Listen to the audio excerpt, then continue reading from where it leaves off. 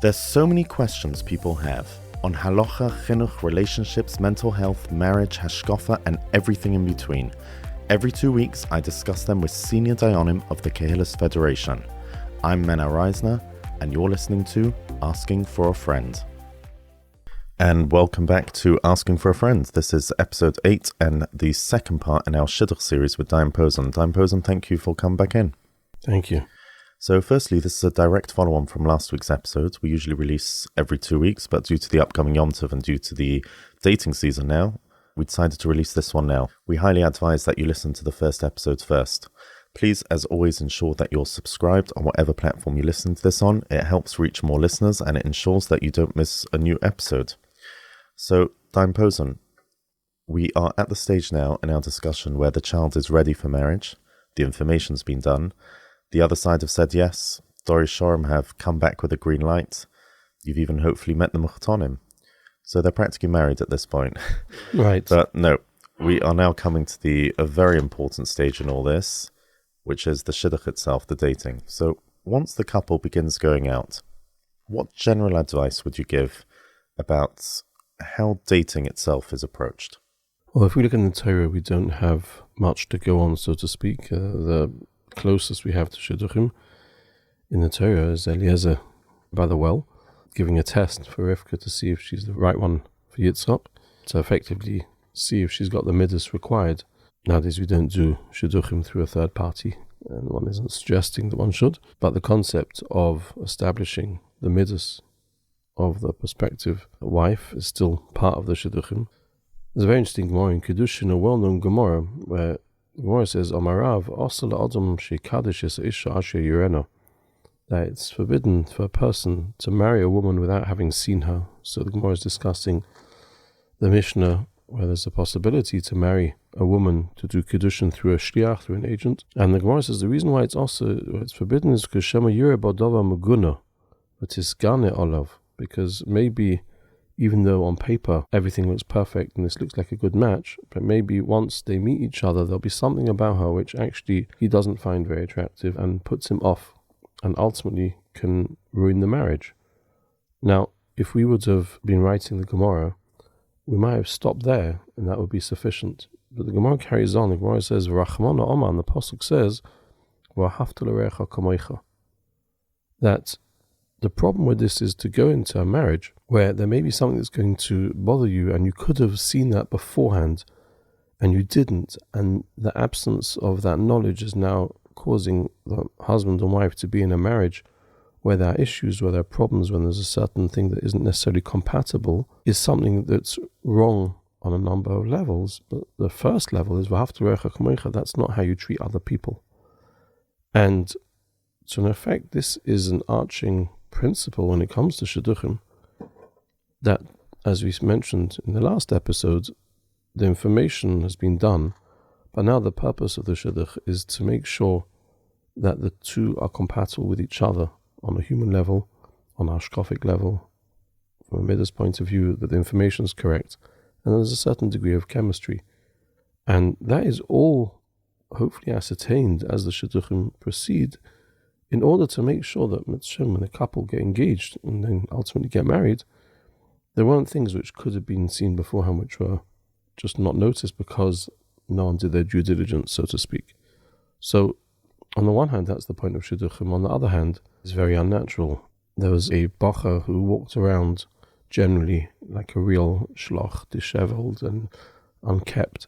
And he asked his Rosh Yeshiva when it comes to him going on a date, this is in America, is there a problem of Genevas Das? Is he misleading this girl he's about to go on a date with if he shaves and tucks his shirt in and goes all well presented? Because that's not who he really is. And the answer was, of course, no. Basic decency and respect is that you're expected to put your best foot forward and to come dressed appropriately. You're not expected to look how you look, on a Tuesday afternoon with your friends. But therefore that means that the shidduch itself is unnatural. Opening the car door. Okay, whether one does or one doesn't, that's a separate point. But it's unnatural. First of all, most boys and girls have never had this kind of prior to dating or going to Shidduchim, they haven't really had this environment when they're speaking to a foreign boy or a foreign girl. They don't know them. They're not relatives of theirs. If they've got older sisters, they may have some experience speaking to people of opposite gender, but sometimes even that may be limited. And now all of a sudden they're sitting across from each other and they're having these conversations, pretending they're interested in what each other are having to say and really just thinking about what line they want to say next, etc. And the first shidduch particularly is very, very awkward and unnatural, and often there's silences which people read into much more than they really should. And I think one has to first acknowledge that this is the model we use. We're not saying we should change the model, but understand that the model has certain limitations. And as you said last time, that's one of the reasons why one puts in so much effort to find that information beforehand.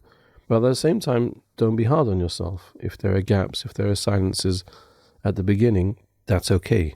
Some people go on the first or even second shidduch, and all that's flying through their mind is, do I want to marry him? Is this the person I'm going to marry? Can I see myself marrying this person?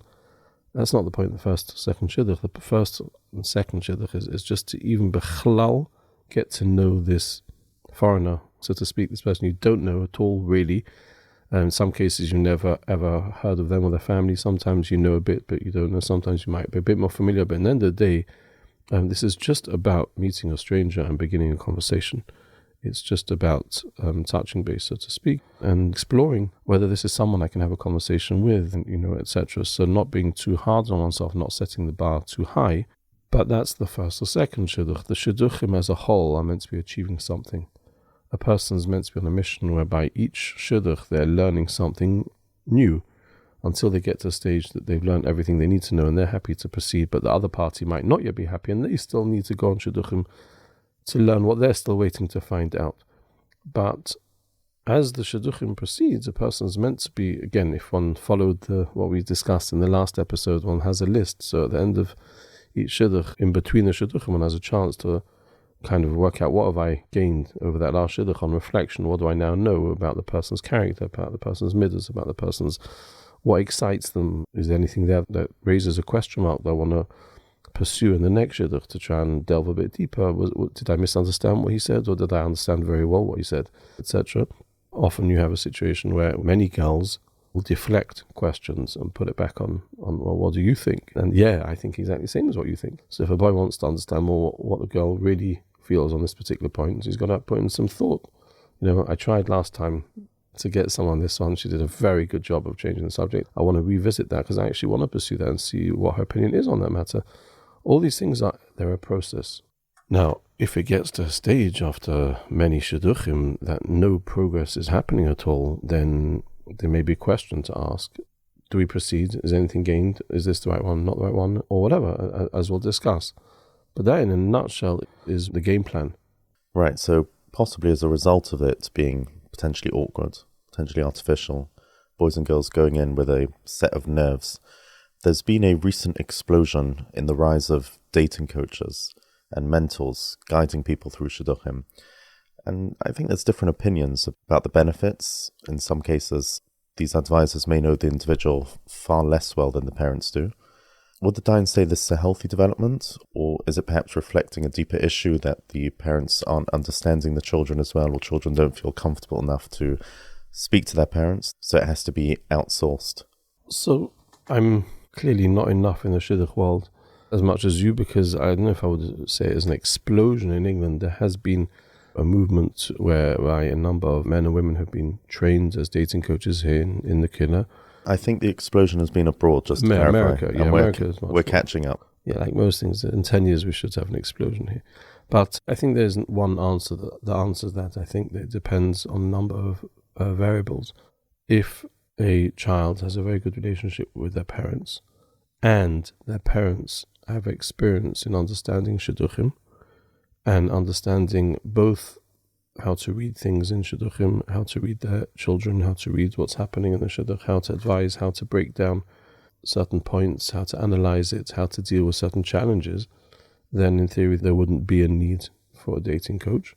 When I went out, I didn't have a dating coach, and my children didn't have a dating coach, or they might say they did, and he lived under the same roof as them, he and she. But having said that, there are many parents who don't necessarily have experience in shidduchim, And even if they have experience in Shidduchim, they might necessarily have experience how to help their children navigate the Shidduchim. So that could be especially true by older children and different challenges they may need help with. So for example, if an older child has been rejected a number of times in Shidduchim before and has had no said to them a number of times, that they may put up a certain barrier because they're worried about being hurt, and therefore they may not let the guard down, which is then self-perpetuating because their guard is up. So the shidduch there's a wall here and nothing's happening.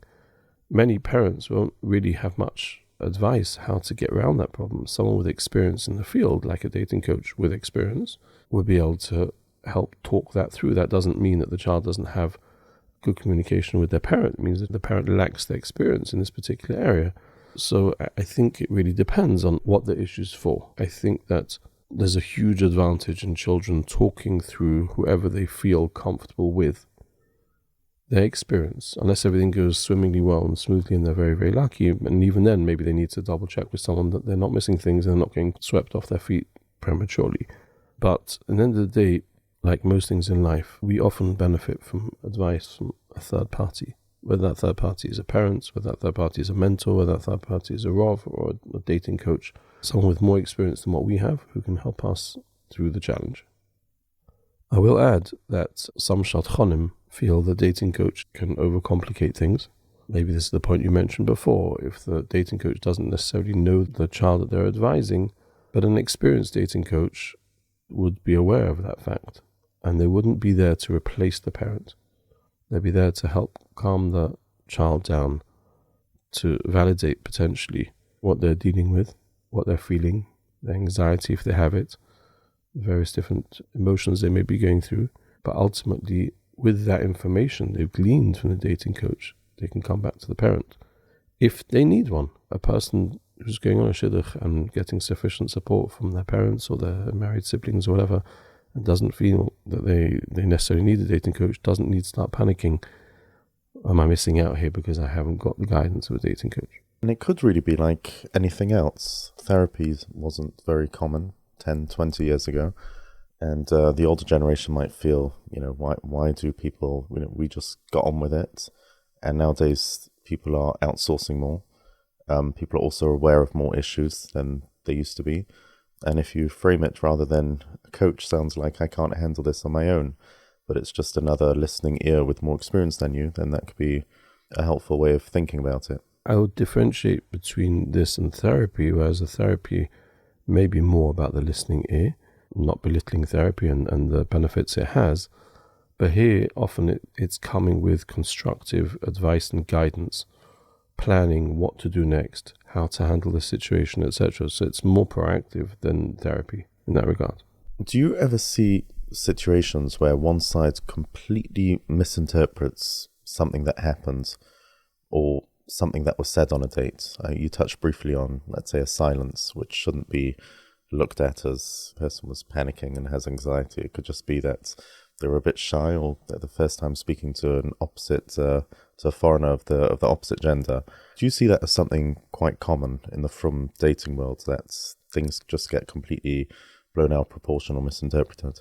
Yes, I don't know how common I can say it is, but it definitely happens. And this is one of the advantages of speaking to someone with experience, to know whether you're reading too much into it. There was a relative of mine who went on a number of shidduchim. Girl went on a number of shidduchim with a boy, and this shows the date of the story, and she got very frustrated that the boy didn't put on the music in the car. And, she thought this was a sign of how frum he was. And, this is there's a policy decision here not to have music on in the car. And sometimes, for the shidduchim, they were in the car for quite a bit of time to get to where they're going to. And each shidduch, she came home and she was quite vocal about how he's not for me and this is ridiculous and what kind of thing is this, etc., etc.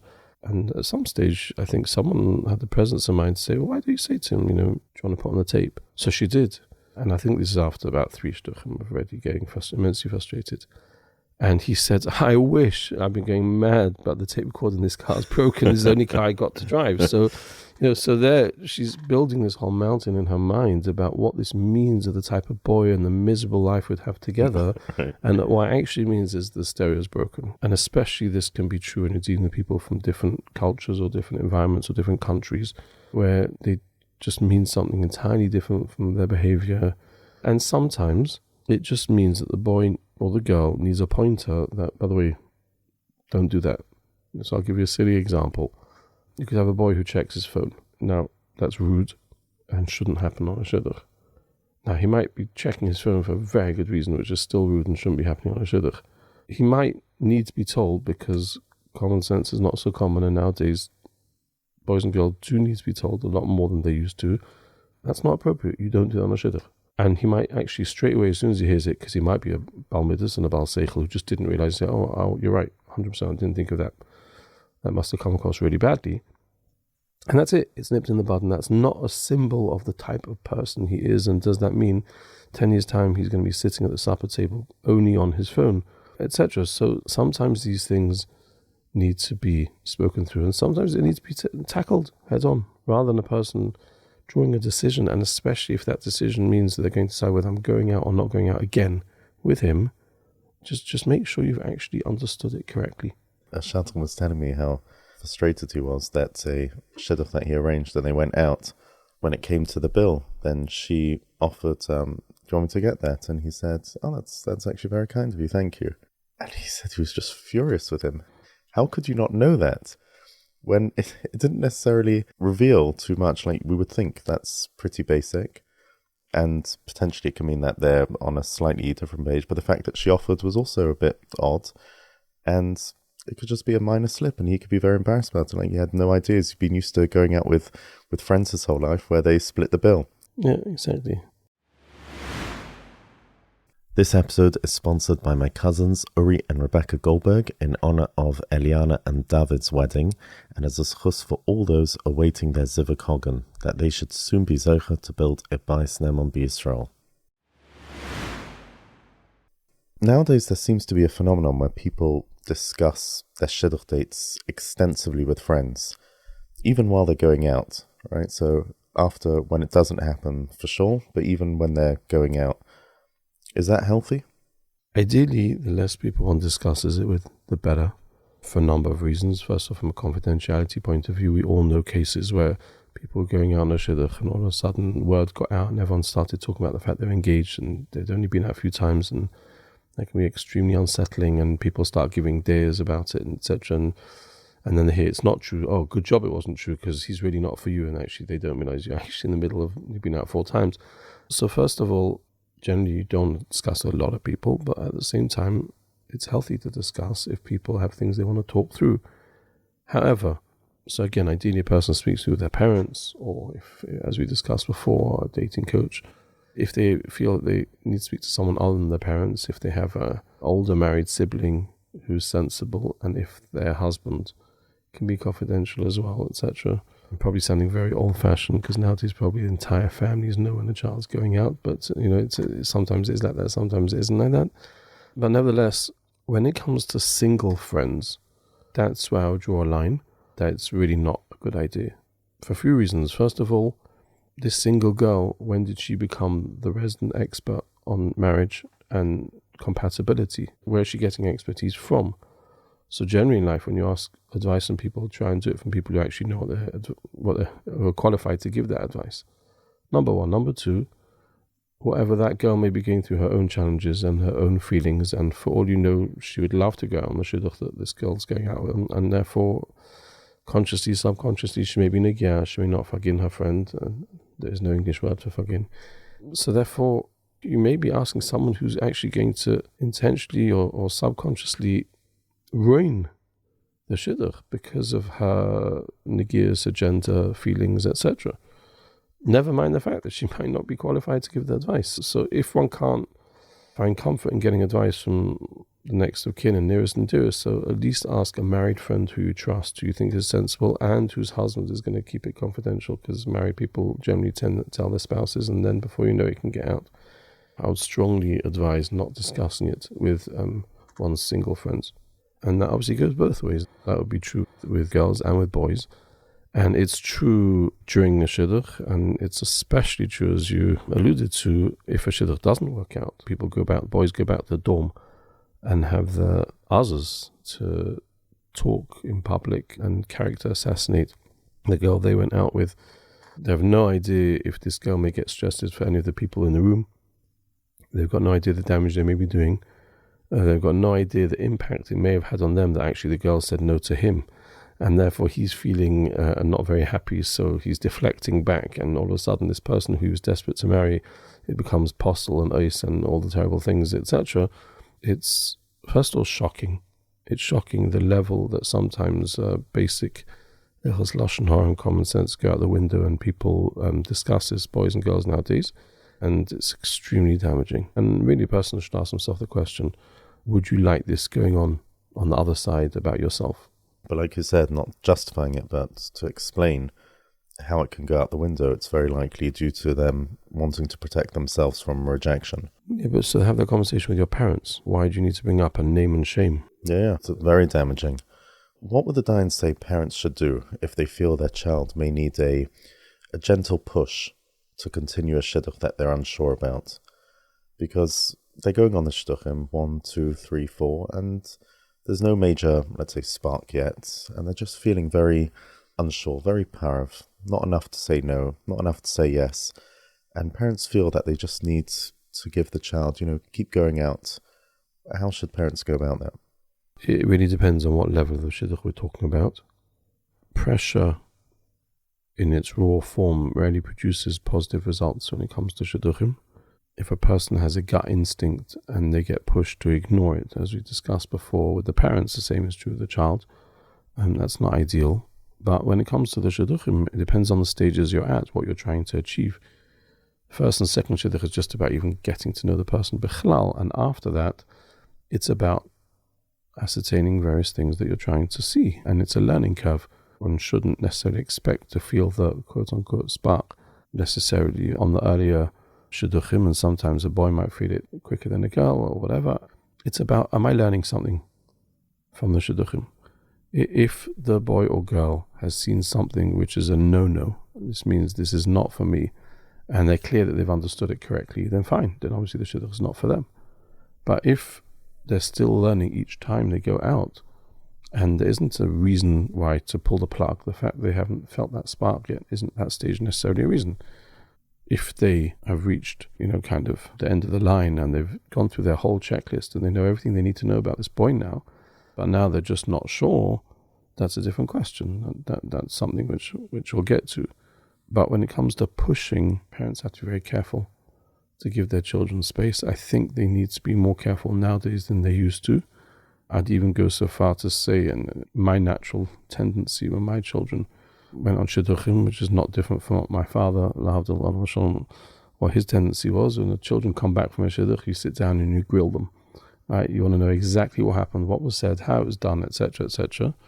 And on reflection, some children might want a bit of space before they might not want to go through. They might be exhausted, having just gone through, especially the girls, because the girls are often working during the day in whatever they're doing, and then going out at night, and by the time they come back, they might be finished. They might need a bit of space and a bit of time.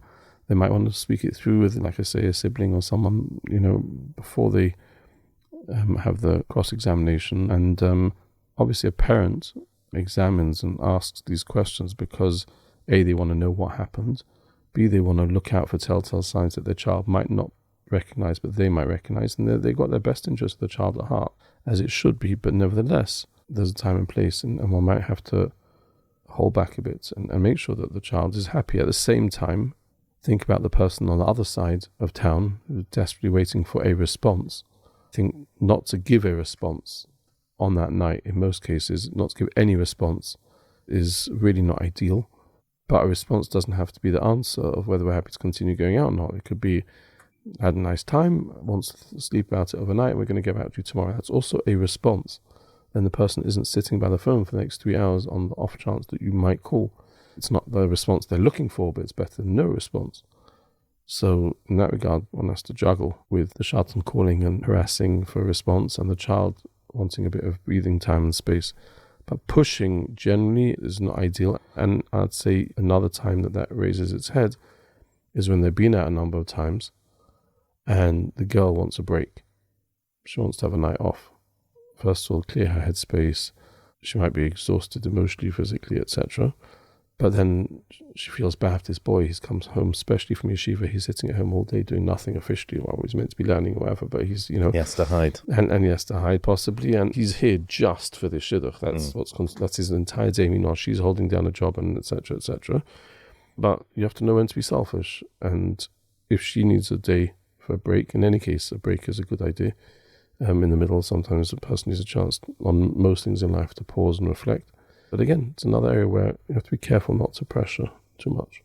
There's a certain accepted etiquette, I believe, that not to say no after the first date. And most people, even after the first date, if they know it's irrelevant, they would go on the second date for decency reasons, whether it's because he flew in specially for it or, how can you decide in one date? Does the Dayan think that's a good etiquette to have? Absolutely, for two reasons. Number one, menschlichkeit. If you go out with a person who say no after once, it can often be very crushing. Like, how bad am I that already after once they've decided I'm not, there's nothing to talk about. That's quite a statement. On the other hand, even if that is the position, even if a person's really clear, they think they're clear that this is a non-starter, but sometimes the first impressions carry weight, but sometimes we get the wrong first impression. And especially in light of, as we mentioned earlier, the unnatural part of the whole first and even second one. So you might have got completely the wrong impression. And just to pull the plug because you think you're such a mumcha and you've worked out who this person is, and you may have got it wrong. And sometimes when you begin, after a second one, a bit more time, the person grows on you, you see past the initial first impression and you get to understand what's beneath the surface and you begin to see the minors and, right. And let's be honest, how many of us would like to be judged just on the first impression? First impression has a care, but so yeah, and unless extenuating circumstances, if the person, their whole behavior was completely unacceptable, fine, whatever. Yeah, like you said, first impressions count generally when two people are meeting in a normal setting. If it's completely artificial on both ends, it's not even considered a first impression. But there's also a sort of informal acceptance of the styles of dates that al-kollel go on, right? So the first or second, or first and second will be in a hotel in the formal setting. He might even wear his hat for the first date. And then following that, then potentially there'll be an activity to see what they're like in a fun sort of setting. After that, they might have much longer dates where they discuss their lives and their ambitions and their goals and so on and so forth. Does the Dayan believe that these different style dates, some serious conversation, others fun, is that a good thing, that it helps gain a fuller picture of the other person, or do things end up sometimes being misinterpreted more? I think it's makes a lot of sense. As we said, part of the purpose of the shidduch is to try and get a better gauge, a better feeling of the person. You're not going to be able to talk tachlis if you are, I'm going to say this, by some people this is not even an option for shidduchim, by some people it's ideal, but you're going bowling. Some people hold that bowling isn't the right thing to do on a shidduch. In any case, first, you don't spend much time together. Second of all, you're sitting there and you're watching each other go back and forth. It's not really ideal, but as a bad example, that's not the forum for a tachlis conversation. But on the other hand, you want to know that the person, this is someone I'm meant to spend my life with. Contrary to what some people think, husbands and wives, most time that they spend together interacting aren't having what they colloquially call DMCs, deep meaningful conversations. They're occasionally there'll be these conversations, but that's not what most marriages look like on a day-to-day basis. So you want to know this person can have what I consider a geschmacka time, a normal time. Each person's got their own idea of what that is. Some people, that might be skydiving. For some people, it's a walk in the park. But I want to know on my level that relates to me that we can enjoy each other's company and, so to speak, quote unquote, let our hair down and enjoy it. And the truth is, for most people, not all people, for most people, if they're going to have that spark, so to speak, or they're going to feel that connection, it's more likely to come when they're relaxed and they're having a geschmacka time together. Now, each person's got to know themselves. For some people, they first have to go through their checklist in the tachlis conversation before they can let their guard down and allow themselves to be prepared to potentially connect on an emotional level, because they don't want to connect on an emotional level only to find out afterwards that hashkafically you're not aligned, right? So what comes first is for each person to decide what they're comfortable with. Normally a boy will take the lead, but if a girl has a particular strong feeling about it, she should pass that on to the shadchan in advance, so there are no surprises. It's obviously a good idea that before each shidduch, the type of shidduch it is liaised through the shadchan. You don't want someone turning up for a hotel, a sit-down, and then they get told they're meant to be riding a bike, and what they're wearing isn't appropriate for riding a bike. Now again, some people think riding a bike is not appropriate for shidduch, so each person has got to know themselves what works for them. And by the way, it might sound obvious, if you intend going on a shidduch riding a bike, get the shadchan to check that he or she knows how to ride a bike. Right? It can be very awkward otherwise. So, like bowling, when she wins. Okay. Some people that's a minor, but some girls see a boy wins in bowling, it means he's spent too much time out the best of measures. There's no right answer here, but each of these shidduchim is meant to achieve something else. It's meant to show a different side of a person. Sachakol, you're creating this artificial bubble where in a short amount of time you're meant to try and get a feeling of who this person is and connect on an emotional level. So yes, there's definitely an advantage. So you're saying there's an advantage, and of course it makes sense to see one's potential spouse in different real-life settings. In many circles, there's an expectation that decisions should be made after 20 minutes, some after a few dates, and we're increasingly seeing couples go out 10, 12 times before deciding not to continue. I think more than before. So what's the Dayan's thoughts about the, I'd say, classic 4, 5, 6 dates versus the longer dating that we tend to see nowadays of going out 10, 12, 15 times? Well, for some couples, they can go out 4 or 5 times and they're ready. Some couples are actually ready after 4 times, but they go out a 5th just because they know that if they say they only went out 4 times, then people are going to say, really? Do you know what you're doing, etc.? There are some couples who go out a 5th time when the couple themselves already decided after 4th, but they know the parents won't be happy with that, so they go out a 5th just for the parents' sake, right? And then there's some, as you say, they need more, and they go out more. As long as they're gaining each time that they're going out, and I don't have so much of a problem with it, to push someone after 4 or 5 times when they feel they've only just begun to get to know each other and they've got so much more they need to find out, may not be a good idea. Some shadchanim will tell you that after 5 or 6 times, they know everything they need to know. The rest is just stalling for time or having a good time. You don't agree with that? No, it might be true. I'm not the expert from that point of view. The shadchanim have more experience in the field than I do. But if that is the case, that's the litmus test. What are you going out for? What do you not yet know? Are you just going out because I might learn more about this person? Have you gone through a checklist? Well, what do you want to know? Do you know his middot? Do you know his character? Do you know his values? Do you know what's important to him? Have you seen a connection there? Connect on an emotional level. Do you respect him? Does he respect you? Does he listen to you? If you've gone through these things already and you've kind of found out all the answers, then there may get a stage where parents need to say to a child, listen, if you don't feel that there's more, you need to find out. So what is the intention to gain out of these shidduchim? Right. And again, comparing to how things seemingly used to be, we seem to be seeing that even once couples start dating, fewer of these shidduchim actually lead to positive outcomes. Nowadays, it's not uncommon to hear of boys and girls dating 5, 6, 7 people. Again, in America, it's a whole different story. But even in the UK, and most parents that you would speak to, or over the age of 50, 60, for sure 70, they generally went out once with 1 or 2 people. Why are people going out with more people now? Some shadchanim will tell you that some people are too fussy. Some will tell you that people lack clarity and the ability to make important decisions. Rather, Oliver Shom used to describe it as having bad circulation in their feet. As in, they get cold feet, and then it comes to actually making that decision, they panic and they have a problem actually saying yes. And I think that as well, what we mentioned before, especially with older boys and girls, they've been through a lot already. Their guard is up. They've been burnt a lot of times, and it takes some time to lower that guard and to make themselves vulnerable. And that's kind of where, as we discussed, a dating coach can come in potentially and help them along that path. But as long as they're gaining, the short answer is, realistically, in our circles, we're not going to say you should be going beyond 10, 12.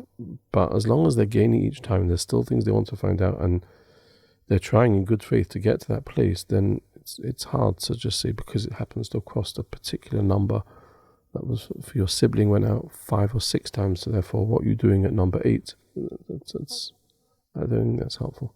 How much should someone be influenced by what their friends think about the person they're dating? And their friends haven't said what they think, but they can assume what their friends might be thinking. Should that be a concern that can later play out? So we gave the example before, the story with Rabbi Akiva. If a person themselves is okay with what they're being mavata on, so to speak, then that story might be relevant as far as the public will move on. They'll get used to it. But a person has to be honest with himself. Is this thing which I'm being mavata on, is it going to bother me? If it's actually going to bother me, I have to be honest with myself. Does it make sense it should bother me? It doesn't. It's not a question of sense. You can't rationalize it. Like we said before, the example of if a wife is taller than a husband, on a rational level, does that make him less of a man? Does that make him less the master of the house, so to speak? Does that mean that she shouldn't respect him? No. But ultimately, if that's always going to bother him, and I picked that example because we once dealt with a get in Besden where a man, after a number of years with many children, got divorced because he couldn't get past that point. Now, to you and me, that might sound insane or ridiculous, or help him, tell him, but you can't rationalize it. If this was a mental block the person couldn't get past, again, it manifested itself in various different areas. It's not just going to be as black and white as that. But ultimately, a person has to be honest with himself. If, for example, they're taking a person from a different culture than they are, whether it's Hasidish, Litvish, Ashkenaz, Sfard, whatever it may be, when you're honest with yourself, can't get past. Now, could be you'd say no to the shidduch now, and in a year or two, you'll actually realize, Meshiga, being mavata, much more important things. I can deal with it. Fine, if you can. But you have to be honest whether these things are things that really bother you. Now, whether they bother you because you're friends or whether they bother you because of you, ultimately, if something which bothers your friends a lot is really going to bother you because of your friends, then it still amounts to the same thing. So you're saying there's nothing objectively artificial that a person should just work on themselves, right? Because if something's coming from a bad middot, gaiva or pride, then really the right thing is that you should work on that middot. Again, you can't rely that you'll be successful. I think that's what the Dayan's saying. But you're saying that even something that most people would consider to be very artificial, but you find it disturbing, you should still be concerned about it if it's taking up a lot of your headspace. Well, the proof of that is the Gemara in Kedushin, which we quoted before. In theory, if a person's made his inquiries, and most people won't have a problem with whatever this girl has, then why can't the man get married through a shliach without seeing her? Because what should be the problem? You should be able to rationalize it. It should be fine. Says the Gemara, nevertheless, Shema Yireh Bodova Muguna, but Tiskane Olav. And then the day, if this really bothers me, it really bothers me. There's no point rationalizing it. I can't get around it. It's a problem. True, but if it bothers me, it bothers me. It's not helpful to give a person mussar and tell him to get engaged to someone if that mussar ultimately is going to fall away. And of course, that goes both ways, the boys and the girls. A common sentence thrown around in Shidduchim is, he or she is not my type. We don't necessarily know what that means. It could mean many different things, many different people. But generally, that approach of, that person, that family is just not our type. Again, without much explanation attached. Do you feel that mindset is preventing from potentially recognizing a good match?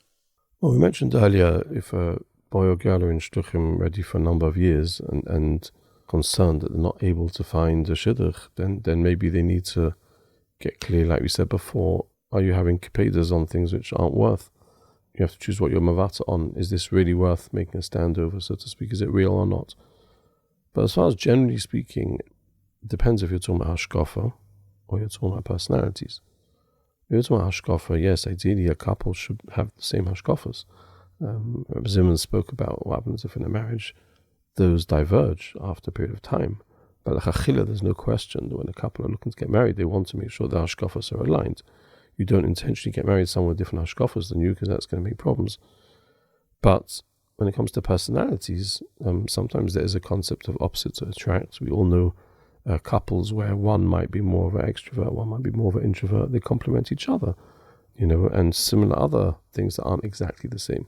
A marriage is not meant to be a mimic. You're not looking for a chavrusa.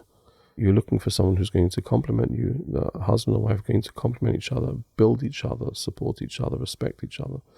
So if that's what we're looking for, we have different roles in the house, as Dayan has so beautifully explained.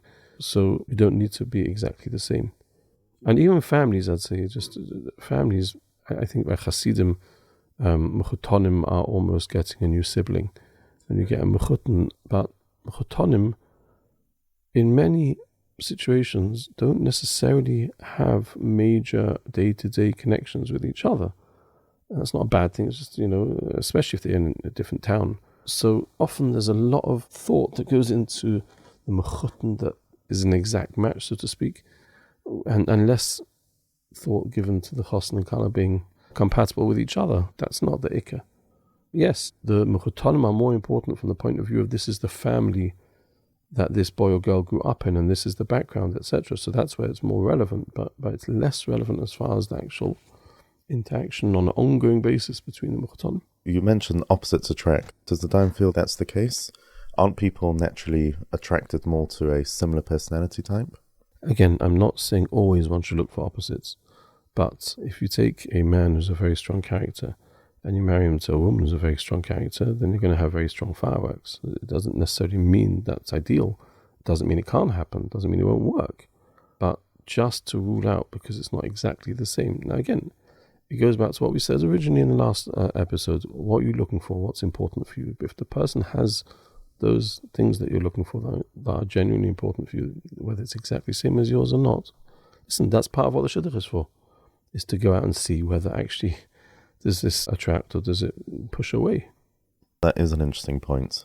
But carrying on talking about compatibility and differences, there's a couple of shidduchim I spoke to, and they pointed out what they believe could be a potential issue that we're seeing nowadays more than before, is that many girls today are leading very exciting lives prior to marriage. Post-SEM, they're studying, they're working, many of them are very well travelled, they're gaining independence, while boys have spent many years in a very structured and closed environment of yeshiva. And they see that this difference sometimes creates a mismatch in expectations when the two begin dating, right? So the girls could have been more exposed to the world and spoken to way more people, feel more independent, and they feel that the bochum are less mature because they haven't been exposed as much. Does the Dayan see this as an issue? I think for this reason, some parents want their sons to go to Eretz Yisrael before they begin Shidduchim, because in the yeshivas in England, you're in a bubble, everything's provided for you on a platter. When you go to Eretz Yisrael, you more have to fend for yourself depending which yeshiva, but you have more independence, you get more, etc., etc. But nevertheless, 100% that's not going to cover the level of traveling and etc., etc. that you spoke about. The many girls who are already working a bit of time after they come out of SEM, and Rabbi Zimmerman covered whether that extent of traveling is such a good thing in the first place for different reasons. But the more sophisticated and experienced they get, then this can be challenging. As Dayan mentioned, the importance of a good marriage is respecting each other. So, so I think they have this problem on a much higher level because it's not just before they get married, it's even when they're married. Often you can have women in high-powered jobs in Eretz Yisrael in America, much more than we have in England, and their husbands might be in kollel.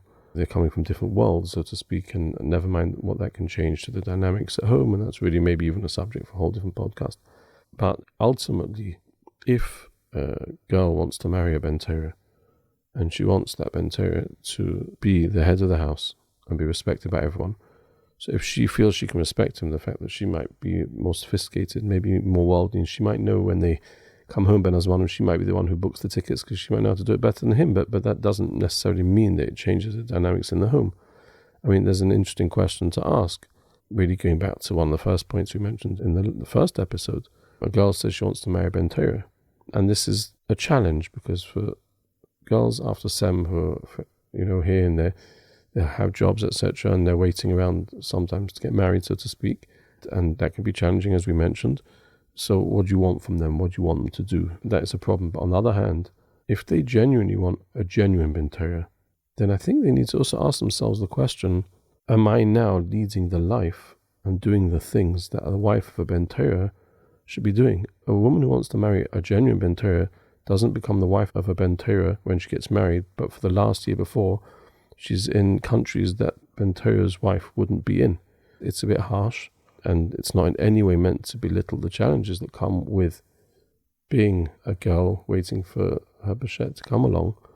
But at the same time, like we said, you've got to be honest, you've got to be true with yourself and focused. What am I trying to create here? What am I trying to be? Who do I want to be? So there's toffel and ikka. If a girl gets to a stage where her traveling around the world becomes a major part of who she is, etc., then how is she meant to now go and live in a dira in Yerushalayim where she might only travel once a year? How is she going to react to that? Irrelevant of her husband being more or less mature. It's just the lifestyle. What lifestyle does she want to, where does she want to set her bar of expectations? And then at the same time be able to turn around and say, yes, this is what I really want. So it's about inconsistencies and potential steers here, which again are not in any way meant to belittle how challenging it can be, and the need to find distractions, etc. Yeah, but I think the Shadchanim were referring specifically to the challenge when it comes to the dating itself, and whether they necessarily want to marry a Ben Torah, or even if they want to marry a balabos in a couple of years. But they find the communication level on the actual dating to be very challenging. Their interests are very varied. It's almost like they're talking to someone who's 5 years behind in a certain way. Not necessarily because he hasn't traveled as much, although that's a part of it, but he hasn't been exposed to the world as much. They're finding way more difficulty communicating with the boys. I hear that that can be the case. I think that some boys are a lot more broader-minded and exposed than necessarily one might think they are, especially those who are not necessarily going to be those long-term Bnei Torah. But I can't really comment on whether that is massively impacting. I hear it could, and I think, again, ultimately, it's going to boil down to what are you looking for and what do you respect, or is this an ikka? Right. And another Shadchan mentioned that she often hears girls described as very Torahic, and she was wondering whether this language is sometimes unintentionally intimidating to boys. Historically, women were praised way more for their middot, for their warmth, for their modesty. But nowadays, we're hearing a lot more of the sprach, the language used that that girl's very Torahic. Has there been a recent shift in this? I think that nowadays, again, when we say nowadays already for a while, there are girls getting a level of chinuch in high school, which girls used to get in SEM. So by the time they get to SEM, if you want them to actually do anything and learn anything, they're going to have to up the ante and they learn more. I think in Europe and in America, this is even more, potentially. Again, is this just knowledge that they have? Or are these ladies wanting to have chavrusa with their husbands? Right? And is that something that their prospective husband wants? Or is that something they feel threatened by? Or something he's not interested in? It is a challenge. It's a challenge if you have a girl who is very stimulated and needs to be stimulated, an intelligent girl, etc., etc. And she may have been, let's say, teaching high school before she gets married. And all day long, she's busy with all the teichen that she's busy with. And then she gets married, and in the first period of time in Eretz Yisrael, if she goes to Eretz Yisrael, she may not have even a job. She might not be able to find a job. And after she has a child, she may be a bit more housebound. And to an extent, she may lack that mental stimulation that she had. And then when her husband comes home, if he's in kollel and he comes home after a long day in kollel, finally my husband's home and I can now get some mental stimulation. Actually, he's had mental stimulation the whole day. He wants to come home and enjoy the supper, so to speak. So that's part of what couples have to navigate. And that comes more under the Shalom Bias sections of the series. But again, this might be part of the grounding that parents give to their children before they start the shidduch process, to give them a sense of realism and reality. The same way as it's colloquially said that a bocha has to understand he's looking for a wife, he's not looking for a chavrusa. The same thing might be faket, that's part of understanding what marriage is. Right. So moving on to some practical pressures in Shidduchim. So in places like Eretz Yisrael, the cost of living is extremely high and it keeps increasing. Financial expectations are therefore become part of the conversation. It's become pretty standard in our circles to go to Eretz Yisrael for a year or two. and sometimes more. And even when they eventually move back to England, if they do, then the cost of living, again, it's very expensive to support a couple. To what extent is it appropriate for parents to take finances into account when considering a shidduch? Can a lack of financial support be a real legitimate reason to say no to an otherwise very suitable match? As we discussed in the first episode from Meir Stern, Shlita, that depending on your level of misinterpretations, one has to be realistic and one has to be pragmatic. First of all, if the mechotonim are making certain commitments, I understand it's from the next episode is going to be on Stalker, so there'll be a heads up segueing for that one. There's a Eitzatova not to ever be mechayev to give the money to the children, because if you're mischayev it, if you oblige yourself to give it, then you can't take that money from Stalker, even if the children might be fitting to receive Stalker. But whatever, for want of a better expression, commitments, undertakings the mechotonim make with each other, they need to be clear. Decisions are being made on these undertakings, and parties entitled, and of course it's legitimate to say that I'm looking for X. Both parties entitled to say what they're looking for. Is that nice? It's not nice, but we live in a real world, and everyone's free to determine what factors they're looking for. In the same way as if a person says, I want a clever girl, and a girl who might not be clever might say that's not fair, that you're not prepared to go out with me because I'm not clever enough for you, and the boy will say, it's not a question of fair, I'm entitled to say this is what I'm looking for. A person is entitled to say, whether the boy, the girl, or the parents, that there's a certain limited amount of help or support that we would need. Some people would say that I can't support 100%, I need someone who's going to help because I've got other children, or because I can't financially support it. That's not what I can do. So in the real world, 100% this is a factor. Is it nice that it is like that? That's the world we live in. That's the reality of the environment that we're in. If a couple are going to be working straight after their chasna, and if they're able to support themselves, then that becomes less of an issue. Sometimes, by the way, in Shidduchim, it's not just about what finances the mechotonim may have, it's also about what job perspectives the girl may have, or if he can learn in a kollel where there's a certain amount of money that comes in, that there's other angles as well. But to say that one should go into Shidduchim without thinking at all about the finances, unless, like the Chazon Ish says, you're holding by that level of emunah b'tochen that you can say, that's what we're doing and everything will work out. Of course, if one's going to be learning straight after chasna in England, there are other angles that can sometimes make that easier. They're slightly off topic, but the current almost expectation that a young couple spends a year or two in Eretz Yisrael, some would see as very beneficial, that they have their own space, but it's become an enormous pressure on parents, a huge financial burden. It can cost a fortune. It can sometimes cost the amount of a down payment of a house, which they're giving up for these precious few years. Well, that would depend where the house is, but yeah. Yeah, and the standard of living in Eretz Yisrael.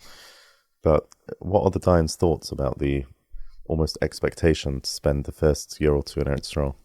I think that as it gets more and more expensive to live there, and it gets harder and harder to find diras to live in, even when you find one, what kind of living standards you're living in and how good that is, sometimes for the mental health of the couple and the children, it's amongst their children as well. You know, that there's a lot there to juggle. I think that happening simultaneous with the B'li Hara explosion of the amount of kollelim that there are in England, and there's new kollelim being opened up, Gateshead and potentially Manchester, for new young light, freshly married couples to go to provide an alternative option. I think it's a cultural thing, and I think that with time it will change. You know, in America, it's very acceptable after chasna to stay in America and learn, and you can learn in Etiquette or wherever it is. We're much smaller and we don't have as many places available, etc. I would say that there's definitely a big advantage in a couple when they begin their marriage not to live in the same town as their parents. For some couples more than others. The pasuk says that when a couple get married, then they're meant to leave their parents behind them, and they're meant to now focus on each other. And some children struggle with that if they're living in the same town, or their parents struggle with that, with letting go. And therefore there's for sure a big advantage and almost requirement, if I can go that far, for a couple to begin their marriage not in the same town as their parents, if possible. wouldn't say it as there are exceptions to every rule, but it's for sure recommended. But that doesn't necessarily mean Eretz Yisrael. So yeah, it's a cultural thing. No one wants to be the Nachshon ben Aminadov. But if you ask me, if I fast forward in 5 years' time, do I see that there'll be couples who straight after their chasna, couples from England, from London, who straight after their chasna will be going to live in Gateshead potentially, or Manchester, or Boreham Wood, wherever it may be? Yeah, I do think that's the way things are looking, and I don't think that will necessarily be a terrible thing. Of course, Kedushas Eretz Yisrael has got its huge advantages, and living there Eretz Yisrael with all that goes with it, but for some people it's not very viable. There's another point to bear in mind, is that many girls after SEM get a job, and that job can be in all different areas, and as they work longer, they advance up the ladder potentially in the job that they're working. Then they get married and they move to Eretz Yisrael. They give up that job, and they often can't find any job, or the job that they find may be a fraction of what it was, unless they're able to work remotely, which some people with Siyata Shema are able to do nowadays more than before, and that's amazing. But if you don't have that option, so one of the other minors is if a person has a job in England and then they get married, so for argument's sake, whether it's a teaching job, whether it's whatever kind of job, they can often then carry on that job, even if in a different town, there'll be more opportunities available potentially. So that might be another advantage. Some couples living in Eretz Yisrael, after a few years, they end up struggling to come to a decision about where to move back to, whether the girl is from one city or the boy is from another city, whether it makes more financial sense to move to one or better chinuch in another one, they believe, and all these things. Does the Dayan think that where to move to eventually is something that should be discussed in dating already?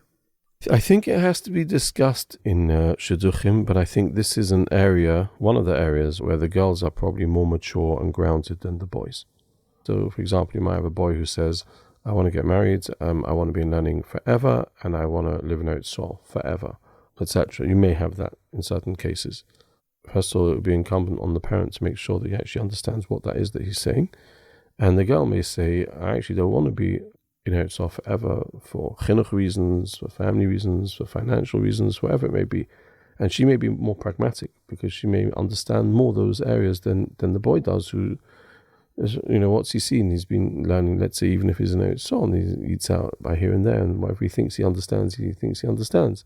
So it's worth discussing, but it definitely comes under those areas where people should be very careful about not making decisions about the shidduch based on what answers they think they've heard, because what do people really know about what they're going to do in 2 years' time or 5 years' time, never mind 10 years' time?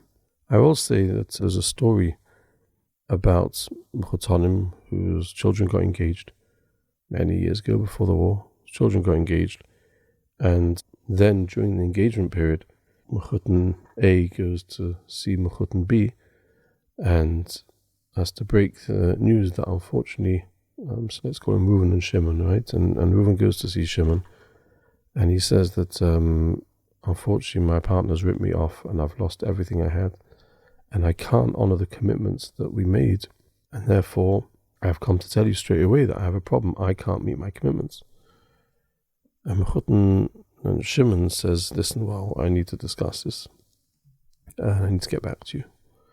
And he goes to his wife and he says, right, the shidduch's off. And his wife says, what do you mean? Well, why? What? Where? So he says, well, Reuven just came round and told me that he can't honor his commitment. Well, we went into this arrangement with this understanding, and therefore, the shidduch is off. And the wife says, what do you mean? The couple are so suited for each other, you can't just pull the plug yourself. You've got to go and ask the Rebbe. So, okay, he went to ask the Rebbe, and as some reason, all these stories seem to work, that you always arrive 10 minutes before Shabbos, no matter when you leave. That's always... And he arrives just before Shabbos, and he tells the Gabbai, he's got to see the Rebbe, and Shama says, it's not 10 minutes, half an hour, whatever, right? There's mamish hardly any time before Shabbos. He says, you've got to get him in before Shabbos. So he says, right, you've got 5 minutes with the Rebbe. He gets him in. And he goes to tell the Rebbe this whole story. And the Rebbe says, listen, it's Erev Shabbos now, so we need to talk about this properly after Shabbos. Come back to me after Shabbos and you'll be happy you came. And so off he goes and enjoys a beautiful Shabbos by the Rebbe with all that entails. and see what this podcast does. You have a yeka talking glowingly about... I'm sitting here in shock. Rebbe Shamasa, and it's my Belzi yichus. It's for another podcast. Exactly. So Lemaisa, he has a beautiful Shabbos, Motzah Shabbos. Okay, so he's ready, and he comes into the Rebbe, his proper appointment, and he goes through the whole Maisa again, what they'd agreed, what they're committed to, what the Mechutans now told in the Revelation, unfortunately what's happened. And the Rebbe says, you're not saying he misled you. He went into this with the best of intentions. And the couple took a pass for each other. It's b'dei shamayim, and you have to go ahead with the shidduch. The Rebbe says that's what he's got to do, but he's not very happy. And he's especially not happy because he was given this major nechama before Shabbos that he's going to be happy he came. He's not so happy he came at all. So he challenges it, and he says to the Rebbe, the Rebbe, I just want to ask, before Shabbos the Rebbe gave me haftacha that I'm going to be happy I came. So the Rebbe said, no, you didn't understand what I meant. He said, be happy that you came. Be happy that you're the one coming to tell me that Reuven unfortunately lost all his money and can't carry out his commitment, rather than Reuven being the one coming to tell me that you lost all your money and you can't match your commitment. Unfortunately, this has happened in the shidduch, and it's b'dei shamayim. Now, that's a story when things go wrong after agreements, etc., etc. But prior to a shidduch, of course, parties are entitled to give consideration to the financial side of things. I'll be honest, I was waiting for some reason for the punchline. I thought it was a joke. The yeka talking about the Chassid Shemaisa. That is the joke. Yeah. But another practical consideration that is worth discussing is when a boy or girl gets older in Shidduchim. How should they think about the qualities that they were looking for? So sometimes they'll end up being mavat on certain things, compromising on certain things when they get to a certain age or stage. How should a boy or a girl know what is reasonable to overlook and what isn't as they get older? I think that they have to ask advice. They have to ask advice from people with experience in the area that they're in, who understand the availabilities that are there, and pick and choose what's worth still holding on for and what one should we move out on. It's really not a one-line answer. It's in the nefashos, it's very challenging, and one has to daven for siyata d'shmaya. Some people, like the Maisu, the Churban, by the time they're prepared to move out on one thing, they really now need to move out on two things, etc. So it's something which really one should ask Torah from someone who's got experience in the field. Right, so we've come quite a long way around to what we said at the beginning when we were going through the process. There's information, there's Dor Sharm. They've started dating, and the dating's going well. And someone reaches the later stages of dating. They've gone out 4, 5, 6 times. And then there's the big question. How should this boy or girl know if this is, quote-unquote, the right one? The Chazon Ish describes the concept of geisha ha-leiv, the feelings of the heart. And he explains that there's a certain connection which a couple feel towards each other. We're not talking about love, and we're not talking about physical attraction. They feel drawn to each other. In fact, if you look in the Gemara in Sota, Daf Mem Zayin, where the Gemara discusses that HaKadosh Baruch Hu puts the chein of a woman in her husband, the Maharsha in that Gemara explains that he puts a feeling of chein in a man's heart for the woman that he's meant to marry. So there's a certain feeling, a certain connection. Again, that person might only be able to feel that properly if they're not blinded by external factors. And at the same time, this is not something that the parents can push their children to get engaged if the children don't feel they're ready, or if the children have a barrier of sorts, etc. Sometimes on paper there's one problem, but everything else looks fine. And parents can sometimes make the mistake of saying, listen, you'll get married and you'll change that in him or her. A marriage is not a hospital. It's not a place where you heal wounds or issues or problems. One should never get married on the basis or assumption that something that's crucial to them is going to change. That might yet change, might not change. But if a person says, this is a must by me, but I'm going to change it in marriage, that's a very bad idea. So, as you mentioned early on, this concept of pushing is not the right way to do it. On the other hand, this is an area where a dating coach can come in useful, or someone with experience or a Rav who helps the boy or girl speak through everything and understand how to unpack all the information they've absorbed consciously or subconsciously during the Shidduchim. They might not be in touch with the different advantages and milas and traits that they've seen, and someone can help them put that all down in a manner that they get clarity for, together with the fact if they feel that degree of chemistry, they will be in a clearer position. But ultimately, if they don't get to that place, and they've been there many times, and they've learned everything there is to learn, and they can't learn more, there's nothing more really they're going to achieve by the Shidduchim, then it may be that then the parents have to say, okay, so you tried. If you don't feel this is the one for you, then feel free to stop. But not just to carry on aimlessly with it going nowhere. The daunting thought that a boy and girl would feel that this is my life partner, and they start getting into that headspace. Can you imagine the endless hours? They start thinking of their siblings married for 15 years, their parents married for 50 years, and thinking, yeah, I enjoy their company. Can I fathom being married to this person that I've met for 8 hours? Again, if there's a magic spark and you get on amazingly, obviously I'm not discussing that. But I think the vast majority of cases where it's fine, and there is some level of connection, and they get into this headspace where it just seems so daunting. How do you get over that? I think that some people, it's just panic that sets in. Right? As you say, they work themselves up into a tizzy. And that is an area where, like you say, someone with experience can hopefully ground them. Like many areas of life that we can sometimes get carried away in. Ultimately, as a mamin, this is an area where you will never know 1,000,000%. You're going to have to do your ishtadlus. And when you've reached that stage where you've ticked all those boxes, including the connection, and you bounced off someone and you're happy that you're not missing anything and you're doing everything as it should be, that's where you're taking that leap of faith and relying on emunah and bitochen that you have done your ishtadlus and the rest is up to a boin shleim. By the way, this feeling of nerves and anxiety, etc., don't necessarily always stop at the shidduch stage. Sometimes they can carry on even during an engagement stage, and that's why some people don't have a very long engagement. It's one of the reasons why sometimes people don't have a very long engagement, because it's a limbo state where you're not actually married and building your house, but you're not processing more information that you are on a shidduch. So it's like kind of in between, and that's a separate challenge.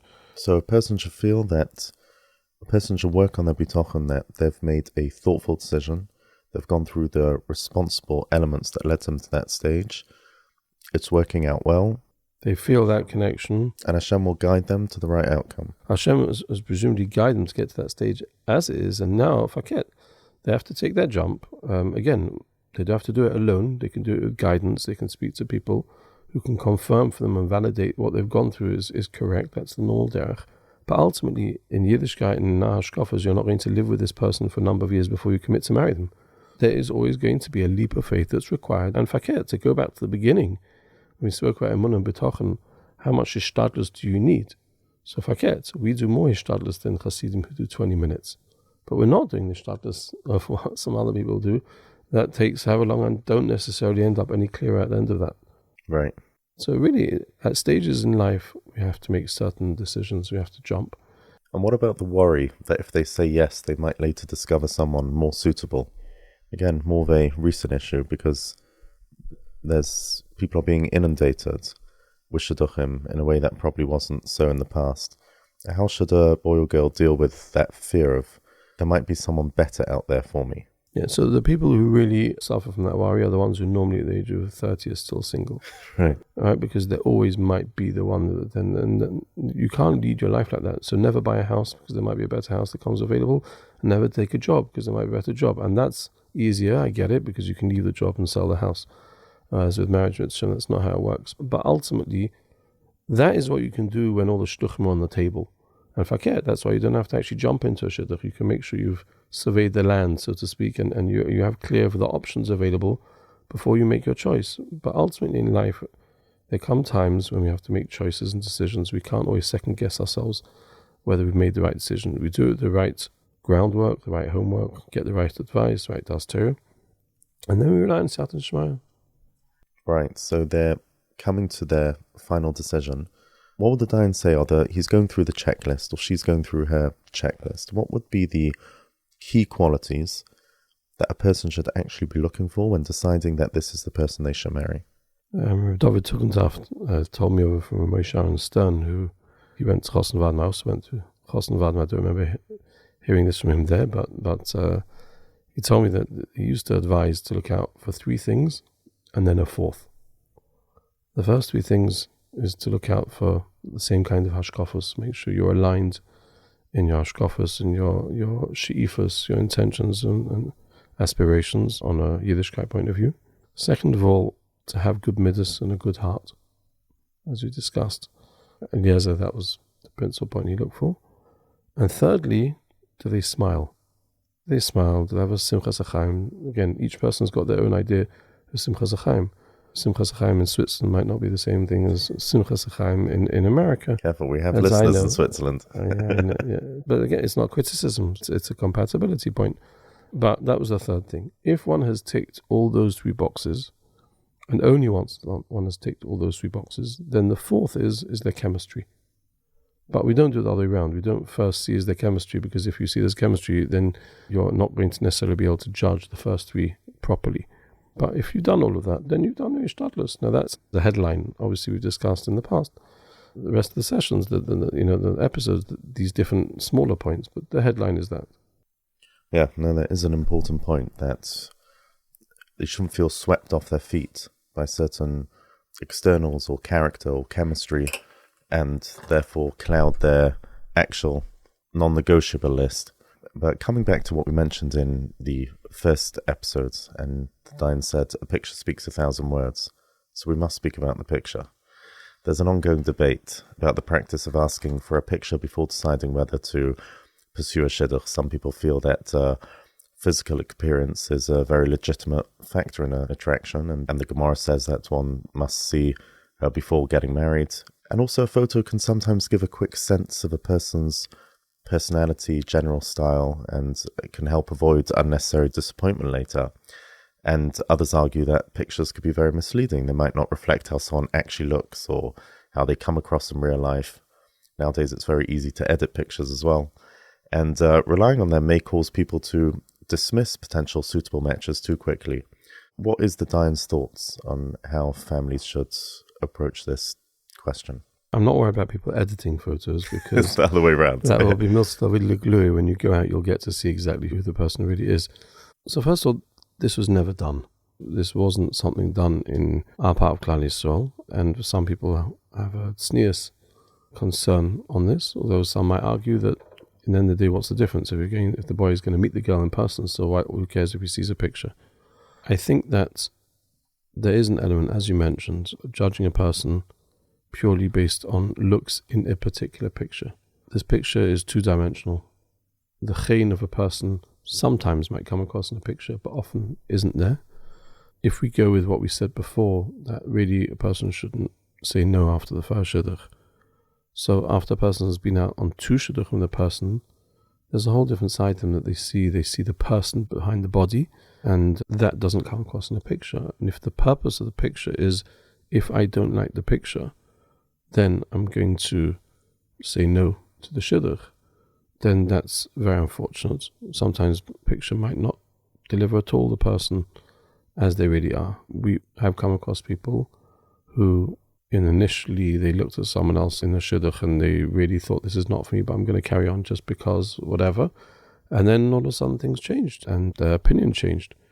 On the other hand, there are some people who feel that when they're going into a shidduch of, especially if it's a family they don't even know at all, then they don't really have a sense of who that family is. And sometimes the pshara in this is for people to say, we don't know the family, and it'd be very useful if you give us a family picture. The family as a whole. Now, obviously, this boy or girl will be potentially in that picture, but first of all, it's less cattle trading, so to speak, that you have to see the picture before, and then if you turn around and say no, they think you said no based on their picture.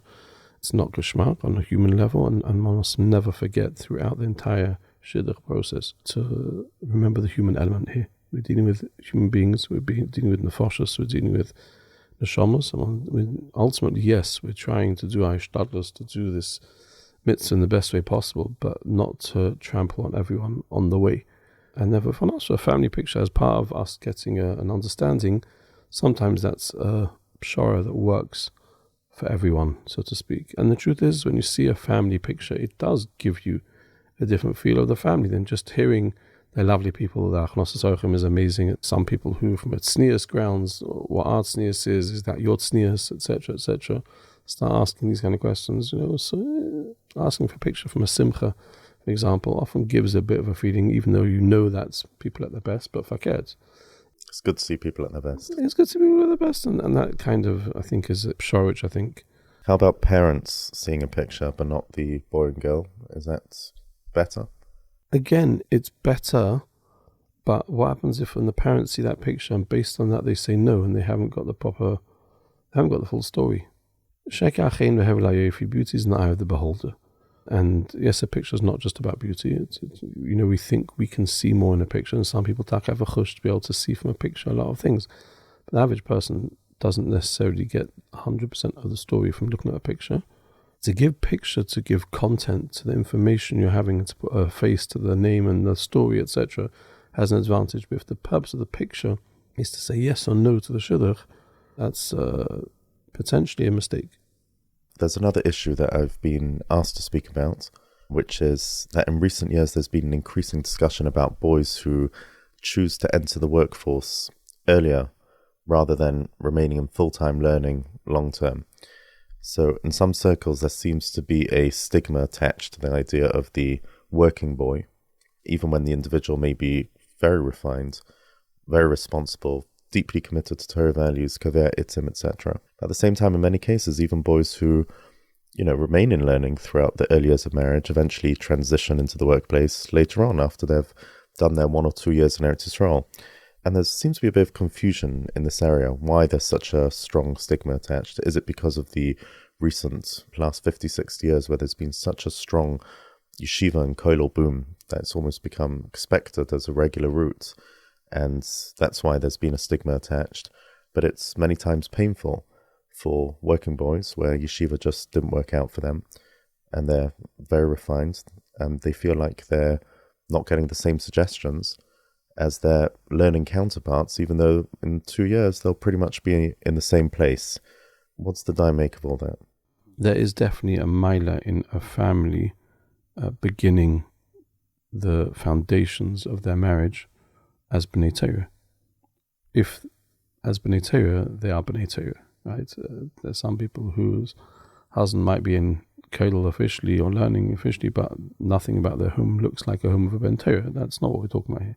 But there's a huge advantage in grounding family that Torah is the Etiquette, and that's how they're starting their life. That doesn't mean that if a boy is working, he can't be kaveh in Torah. Sometimes, though, to come back to your point, it depends why a boy is working already as a bocha. Sometimes a boy is working as a bocha because learning's not for him, and that's fine. But if a girl wants a boy who's kaveh in Torah properly and learning is important by him and he loves learning, if that's what a girl wants, then that working boy is not for her. A boy who is working not because he doesn't enjoy his learning, but because his parents made him come back to work or because for other reasons, etc., then he may be putting in more hours as a balabos than some kollel, right? I don't like labels as such, but a person who wants a Ben Torah, depending on how you define a Ben Torah, person who wants a Ben Torah, so you can't have a taina if that girl who wants a Ben Torah doesn't want to marry a working boy. There's some people who will say, I want someone who's kaveh in Torah, and Torah is very important to him, and his other middot and anecdotes, etc., also important. I think here it depends on the type of boy. I think if you're looking for a more yekisha type of boy, the fact he might be working might not be indicative at all of his approach to Torah and avoid and Yiras Shamayim and everything else. Whereas sometimes the boys who are working boys, their chashivas of Torah and their general hashkafot are considerably different than a boy who might be learning for a couple of years. So it isn't a one-size-fits-all answer. Yeah, I believe this individual who raised the question was slighted by what you said earlier that you're not referencing, which is the boy who, or the guy who gets married who's in kollel, but not necessarily has the Ben Torah home, who wants to be in the workplace but followed the system, and he feels slighted that due to him being more, open, confident in himself, or just not wanting to go down that route, feels slighted that his shidduchim are worse off. I hear that. Sometimes, as we said earlier, a boy who's officially in learning but is not really in learning is zeicher to get a wife who wants someone who's officially in learning but not really learning. Right? She might not want a husband who's taka not in learning, right? For social reasons, for whatever reasons, etc. I hear that ultimately that boy that you're referring to, whoever it may be, wants someone who respects him for who he is. And he'll find that, and ultimately he'll find someone who sees through that and wants the genuine. If he's serious in his Avodas Hashem, etc., then that's, listen, there's a reason why the Baruch Hashem spends so long being mezavos zivugim. In conclusion of what we've been saying, ultimately with all the time and all the points that we're talking about here, this is just on the side of hishtadlus. The rest is the Baruch Hashem. 95% of it is tefillah and siyata d'shmaya, and this tiny little bit, I'm going to get in trouble for saying 95% even, right? This tiny bit of hishtadlus is the hishtadlus that we do is challenging. For some people, they have huge siyata d'shmaya and they don't understand what all the complications are. But for that matter, I met someone after our Shalom Bayis podcast, and he said to me, he doesn't understand what this whole thing. Why do you need so many podcasts about Shalom Bayis? What's so difficult about Shalom Bayis? I said, if everyone had his middot, which he's got phenomenal middot, if everyone had your middot, they wouldn't have problems with Shalom Bayis. But, and sometimes Shalom Bayis problems aren't just about middot, so I'll just put that caveat in there. But to come back to Shidduchim, for some people, it's a very trying period. It's a very testing period.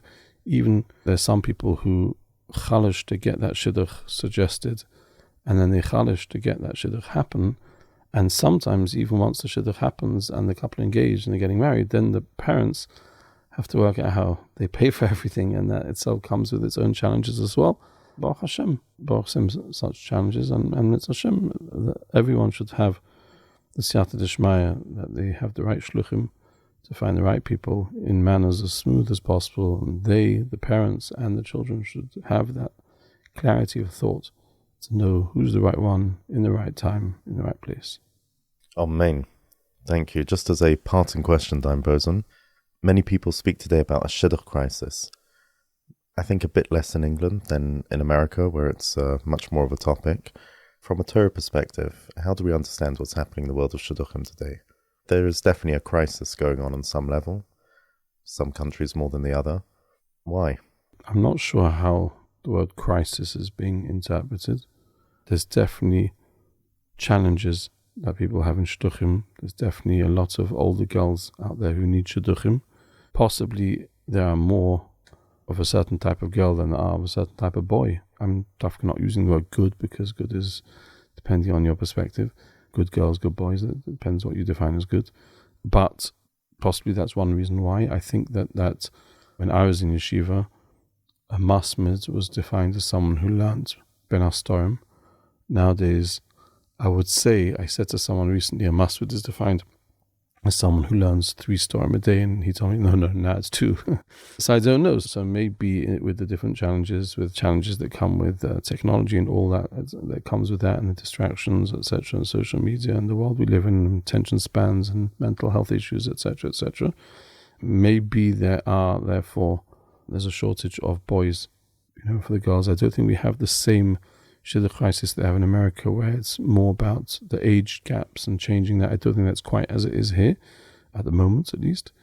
But yeah, like I say, it's a challenging time for people, and we have to do the maximum that we can to help people through that time, both in the form of suggesting shidduchim where we can, in a manner that is appropriate, not in a manner that is crushing, and to be empathetic without making them feel like a rachmanos, which is a difficult balance. And tefillah. At the end of the day, how many people have a list of people who need shidduchim that they're davening for on a regular basis? Many do, many don't. So if a person says, I'm not a shatran, you're not a shatran, but you know the ultimate shatran. So daven to him to help those people who need Yeshuas. Beautiful. Thank you very, very much for a fascinating, educational series on shidduchim. I personally think every parent in the parasha should listen to, and boys and girls as well that are entering the parasha. Really appreciate your time. Please send in all questions or feedback to podcast@federation.org.uk. Please remember to subscribe if you found it helpful. then share it with a friend. Thank you, Dayan Posen. Thank you very much. And as we enter Ben Azmanim more now, so may everyone have the Siyata D'Shmaya, to have the right calls, the right people, and the right time. Amen.